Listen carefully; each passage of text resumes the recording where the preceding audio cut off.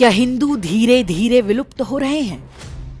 हजार वर्षों से ईसाई और इस्लामी आक्रमण झेल रहा सनातन धर्म, क्या ये युद्ध हार रहा है और एक दिन उसी तरह नष्ट हो जाएगा जिस तरह विश्व की ढेरों अन्य प्राचीन सभ्यताएं?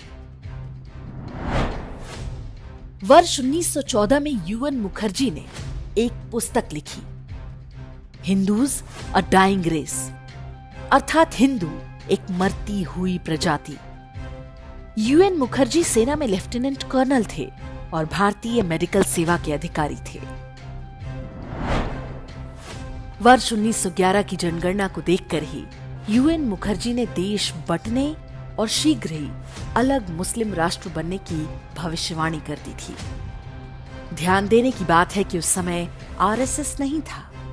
वीर सावरकर अंडमान की सेलुलर जेल में बंद थे। हिंदू महासभा की भी स्थापना नहीं हुई थी।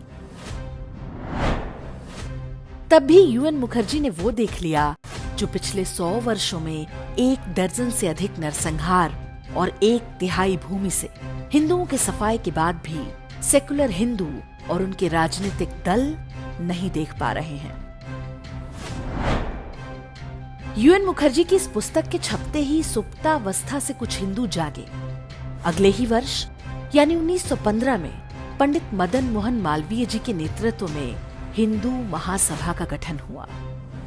आर्य समाज ने जबरन मुसलमान बनाए गए हिंदुओं के शुद्धिकरण का आंदोलन आरंभ किया, लेकिन स्वामी श्रद्धानंद की हत्या और हत्यारे जिहादी अब्दुल रशीद को महात्मा गांधी के खुले समर्थन के बाद ये आंदोलन समाप्त हो गया।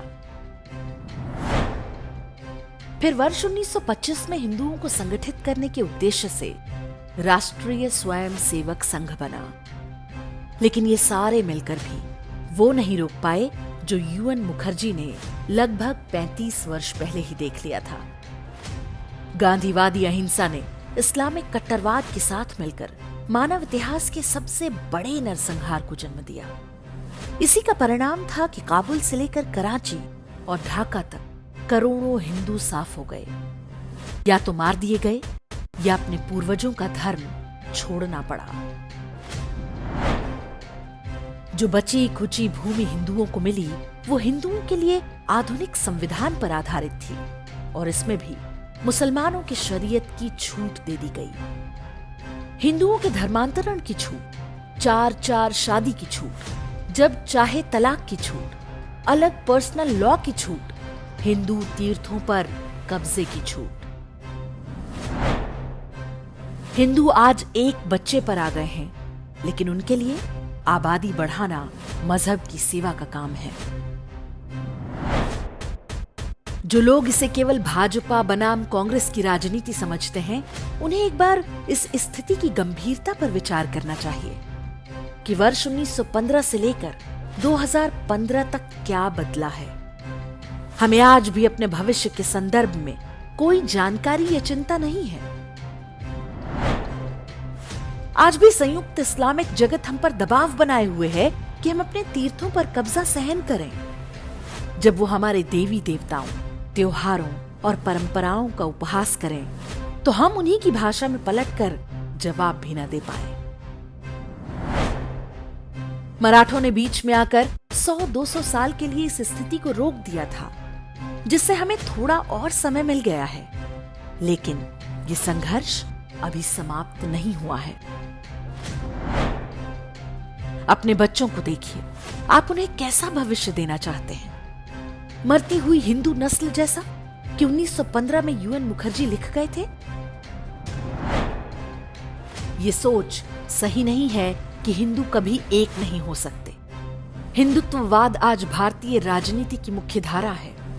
भाजपा को लोकसभा में 303 सीटें क्या बिना हिंदुओं के एक हुए ही मिल गईं?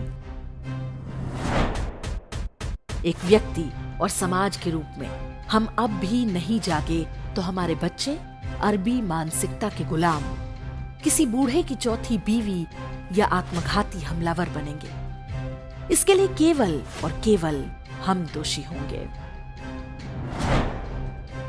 अपने समय का एक भाग, अपनी कमाई का एक हिस्सा बिना किसी स्वार्थ के हिंदू जनजागरण में लगाइए। अगर कोई दूसरा नहीं कर रहा तो अकेले करिए। लोगों को अधिक संतान पैदा करने के लिए प्रेरित कीजिए। उन लोगों के साथ कोई व्यवहार मत रखिए जो हमारे धर्म और देश पर गिद्ध दृष्टि लगाए बैठे हैं।